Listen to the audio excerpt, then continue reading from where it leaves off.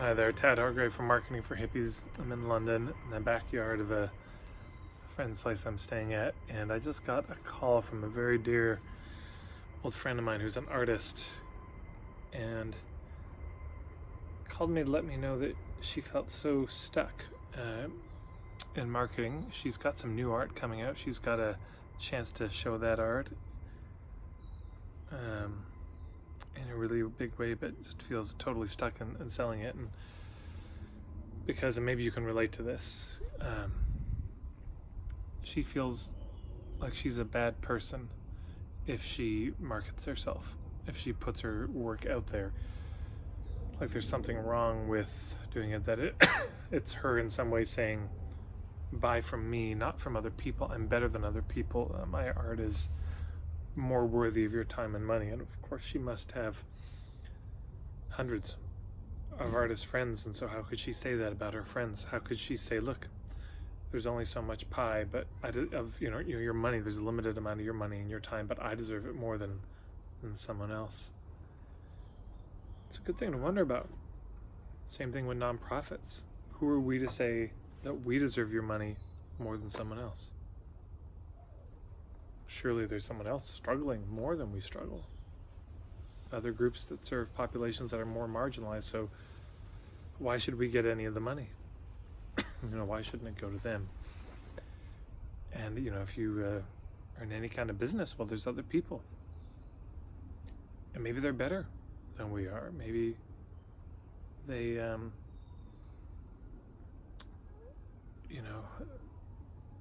maybe they could help them better. Maybe they need the money more than we do. We're doing okay in business,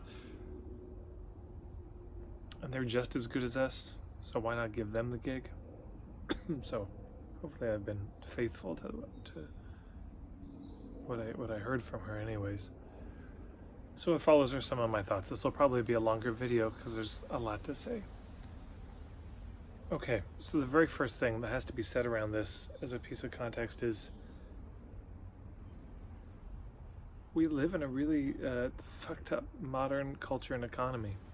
This is honestly probably, it's too big to just put at the feet of capitalism, but since most of you who are watching this video are in some sort of a capitalist system, there's this. The whole system, I won't go into a whole treatise about the troubles of capitalism because, there are plenty.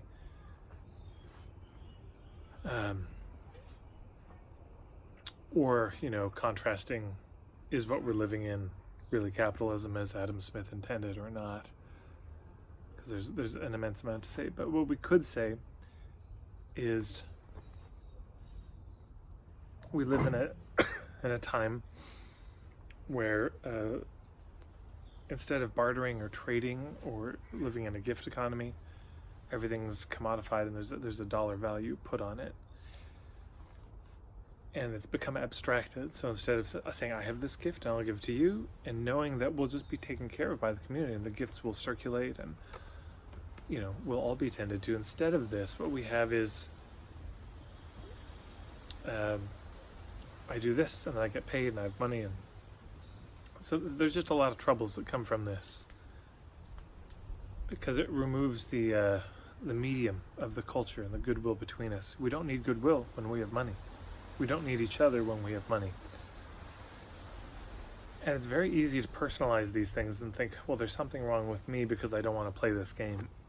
Instead of, well, we just got to make some room that there is something wrong with this game. There's something deeply troubling about the economic system. And then if we add to that interest being charged on money and the rabbit hole you could go down with, and that of where that comes from and who it benefits. Well, the whole global economic system is in trouble. It privileges the global over the local, privileges the few over the many, money over nature. And I could go on, but I think you're with me on this. So there's that, just to take some of the shame away of we're all contending in a system that is deeply unnatural to us. Humans would have evolved in hunter-gatherer groups of about 150, very small.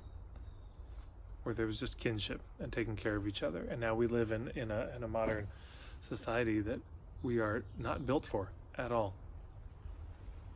I think this is one of the main reasons we suffer. You know, it takes a village to raise a child, but where's the village? It takes a village to do just about anything worthwhile, but where's the village? So we just struggle with this.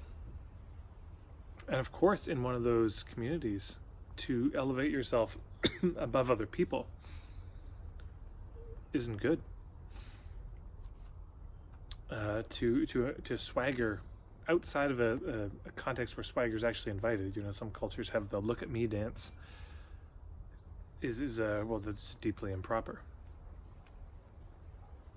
And so we've got that built in too. You know, sometimes people will say, well, I feel really weird about marketing and going to a networking event and tooting my own horn. And I just say, yeah, because it's weird. It's not a natural thing to do. This is deeply against our genetic cultural inheritances of, well, you know, you meet somebody from another culture that's a stranger, and we're just shy. Human beings are shy and understandably cautious of people they don't know. You see this very honestly with children when they meet a stranger, you know, hide behind the parents for the first little while, and then of course they're inappropriately playful sometimes, but well, appropriately for them, but you get it. So there's so much at work here of why this is hard for us, and I'm wending my way towards what I think is the heart of it. But one of the things I'll suggest with it, with this networking thing, is I say, well, you know, if you go to a networking event, instead of you promoting your stuff, go with a friend who knows you and your work and loves your work, and you go and you love their work, and then you promote each other. You network for each other, and you see how that automatically, you just want to lean into it. It just feels so much better as an approach because it's more natural to us as human beings. A second thing, I'm not even going to count, there's a lot of thoughts here, is I wrote an ebook called Don't Market Yourself, Market Your Message, and it came from a quote a colleague of mine, Morgana Ray, shared with me, and just always stuck with me. But you know, if I were to say, get up in front of this whole group and convince us to buy from you, it'd probably feel terrible. But if I were to say, get up on stage and tell us the message you're most inspired by, you feel fine about it, and we'd actually enjoy hearing it. We wouldn't enjoy having you pitch us, but we would enjoy hearing you share your message, the thing that you most want us to know, most want the world to hear. So, you know, that's just an orientation. You know, don't market yourself, market your message. Of course, that takes knowing what your message is, which takes some thought. Okay, but I'm a bad person. I'm a bad person if I market myself because I'm saying I'm better than others.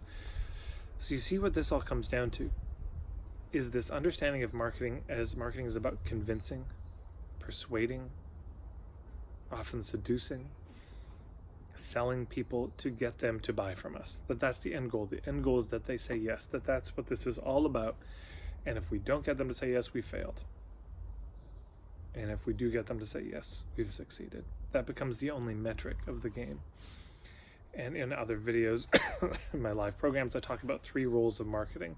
Number 1, get their attention. Number 2, filter, see if it's a fit. Number 3, lower the risk of them taking the first step. So I want to focus on that second one because I think this is the heart of why marketing feels terrible and why we feel terrible doing it. Again, the singular goal of most marketing is to get the sale. What I'd like to suggest is there's another goal. And the goal is to get to the truth. The truth of what? Of this question, is it a fit? That's the whole point of marketing in my mind. As Peter Drucker said, the purpose of marketing is to make selling redundant. Meaning if the marketing goes well enough, you don't have to persuade anyone about anything. You don't have to convince anyone about anything. It's just people are coming to you ready to buy. And so then you see what marketing becomes. It's not a persuasion or convincing, it's a sharing. That's it. We just share what we do, and we trust that the people who are a good fit will buy. And it becomes less about trying to find people and more about trying to make it easy for them to find us, the people who would be a good fit for. And so this starts with the assumption that not everyone is a good fit for us. So if you're an artist, not everyone will like your art. And some people will love it. Some people will hate it. And that's just how it's going to be. So marketing is not about trying to convince people, like my art, buy my art. It's just saying, here it is. If you like this, here's where you can get more of it. That's it. It seems too simple. So in some ways, artists, visual artists, musicians, actors, can have a bit of an easier time, because once people have experienced your art, it's pretty clear right away whether they like it or not. If you're a service provider, it's a bit trickier, because you can't just, if you're a visual artist, you can say, well, here's my painting, and they either like your painting or they don't. If you are a service provider, there's no painting to show. There's no, So, if I market myself, I'm a bad person. This is the thought. There's something wrong with getting myself out there. Well, again, we could imagine that there are people out there who might just love our stuff, and they're already looking for art that they might like. They're open to it. All we're trying to do is make it easy for them to find us. And of course, this doesn't preclude that we promote other artists or musicians or actors or holistic practitioners or permaculture people that we admire. That's a part of it too.